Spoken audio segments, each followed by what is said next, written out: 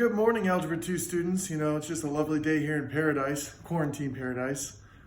Got my coffee, I've got my cat, and the first thing I can think of doing this morning is a little bit of math. So, run along, cat. That's great, thanks. I'm glad, yeah, that's my cat. All right, but we're out here. We're gonna do 2 videos this week, okay? Both posting today. All right, the first one here is a factoring review. So there's 4 different types of factoring we've done this year. So it's a good chance for us to review it. I'm gonna post a worksheet for you guys to do. Might be kind of fun if you have some spare time and just wanna work with some numbers. So we have our greatest common factor, that's case number 1. Case number 2 is simple trinomials, has a value of, A is our value of 1. Then we have trinomials where the A value is not 1. And then we have special cases. And then the last thing we're gonna talk about is if you have a combination of any of these 1 through 4. Okay, so I've got lots of posters for us to do today, and let's get this bad boy started. If you could have the camera in a little bit closer, that'd be great. Thank you. Lovely cameraman. Shout out to my wife behind the camera here. All right, so greatest common factor is our first one. All right, and I just went ahead and color coded this first example. So I have 3x cubed minus 6x to the 4th.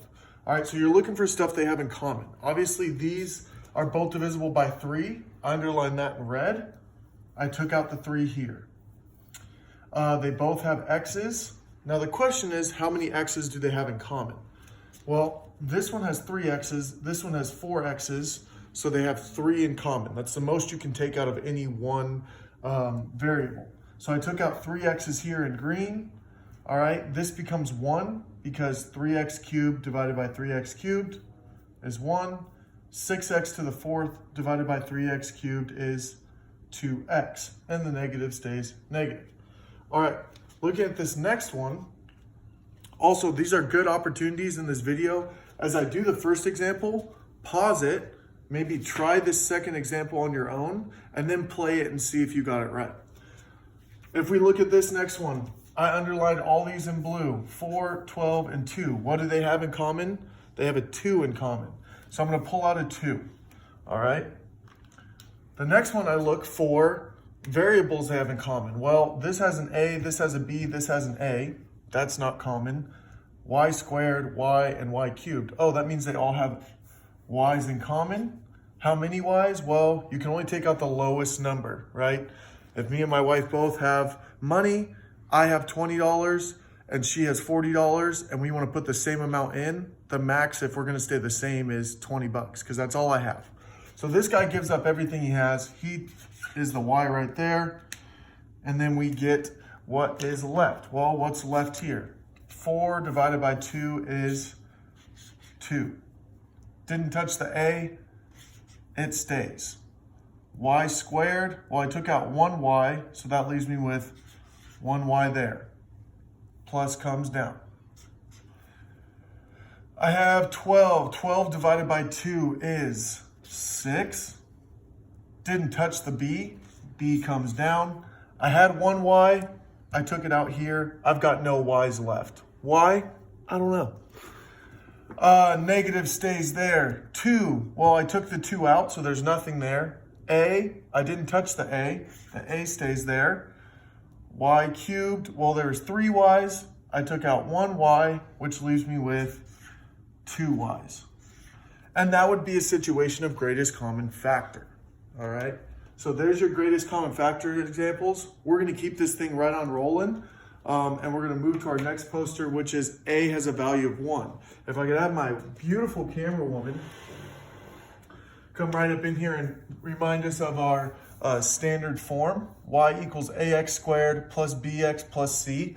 Also, I'm petitioning the school district to make all whiteboards at least this high.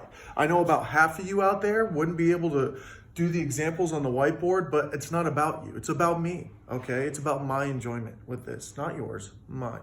No, I'm just kidding. I hope you guys are enjoying this at home and you guys are getting rested up. So the first one, hey, our A value is 1. This is simple. This is where you just look for factors of C that add to B.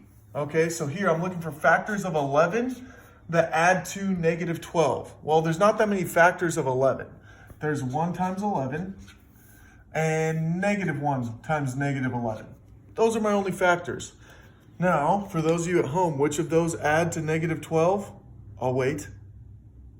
Okay, that's long enough. No response. I'll answer it. I got it.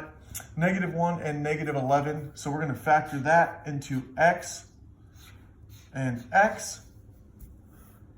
This negative 1 goes here. This negative 11 goes here. Do my parentheses. Call that bad boy a day. Okay, now we're going to go on to the next example. Once again, might want to pause it, see if you can factor it here on your own.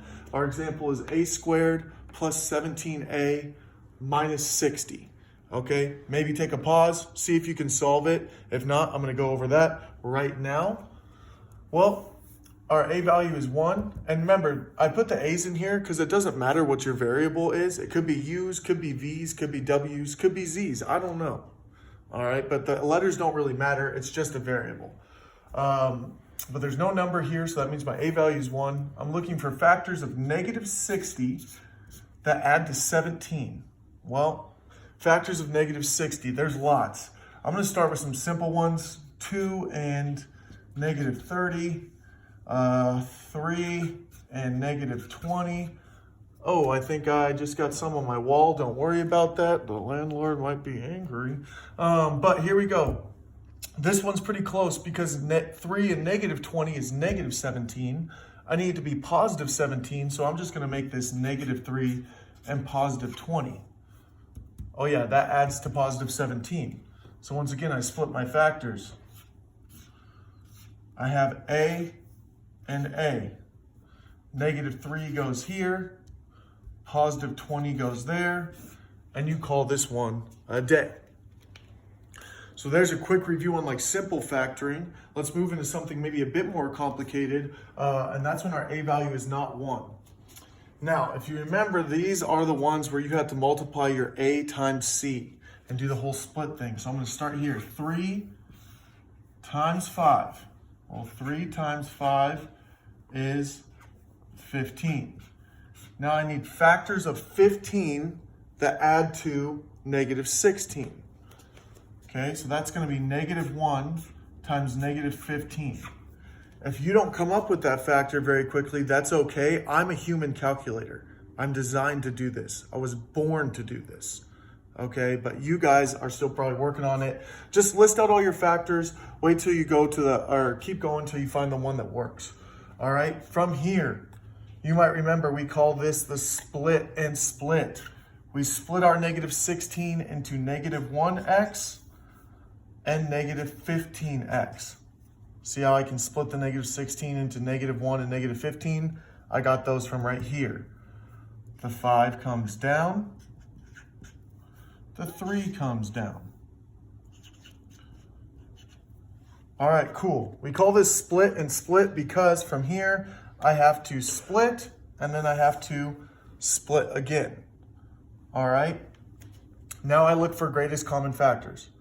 3x squared minus 1x. Well, those have an x in common, so I'm going to take out an x, and I get 3x minus 1, because I took that x from both.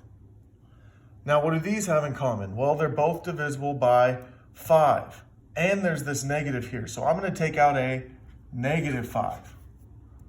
Well, that negative 15 divided by negative 5 is positive 3x. 5 divided by negative 5 is negative 1.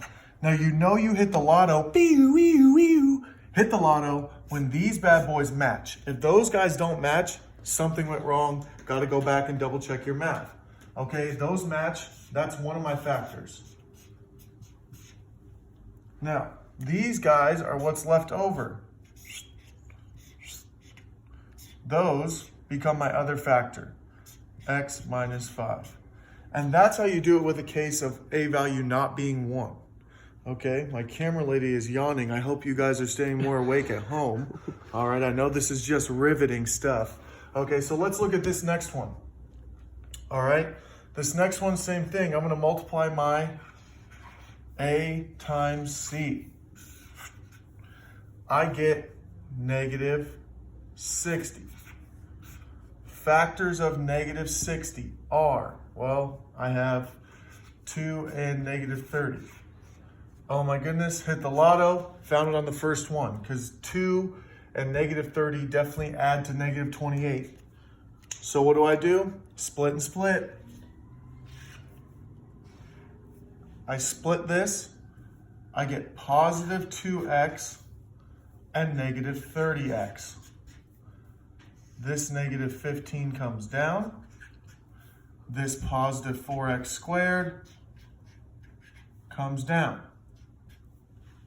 You're like, McCrossan, where'd that plus come from? Well, it's a positive 2x. That's where the plus came from. Negative 30 goes there. I think we can agree that the positive 2x minus 30x gives me that negative 28. I split and I split. What do these have in common? Good one, Johnny. Nice work. Oh, there you go. My wife's getting involved in the math today. They both have a 2 and they both have an x. So I take out a 2x.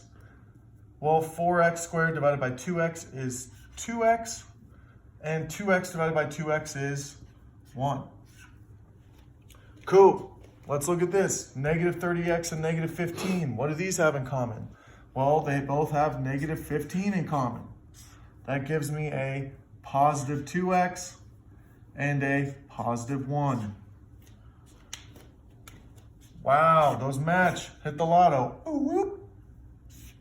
So I got 2x plus 1 is one of my factors. What's left? 15.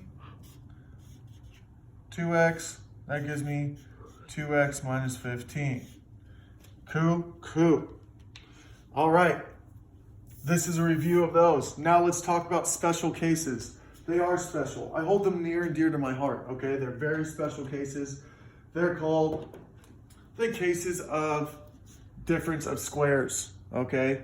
Sum or difference of squares, okay? The reason we call these squares is because they are perfect squares. So if you see perfect squares, look to do one of these cases, all right? We might notice that 2 squared gives me 4, and 5 squared gives me 25.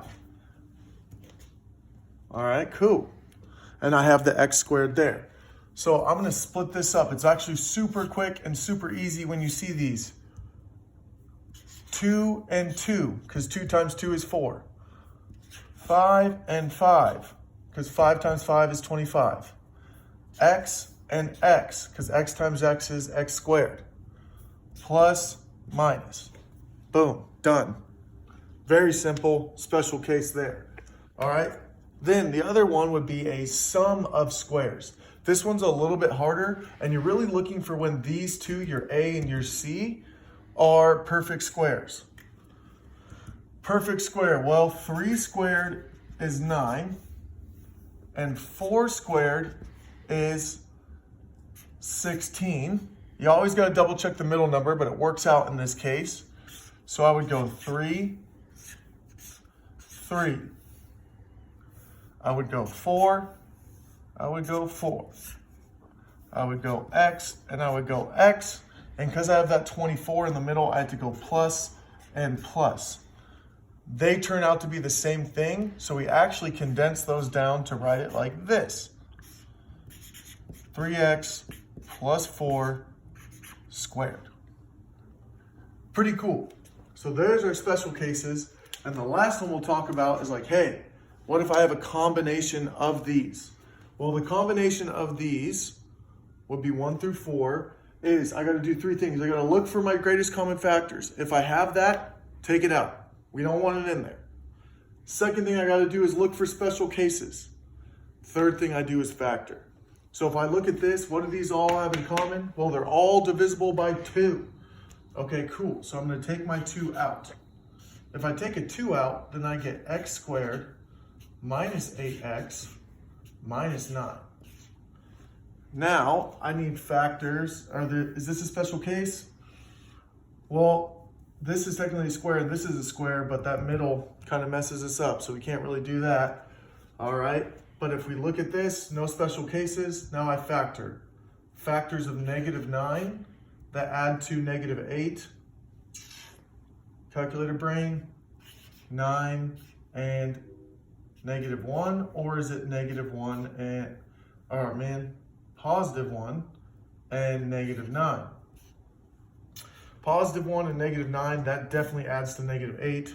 So this factors into a 2 out front, x plus 1, and x minus 9.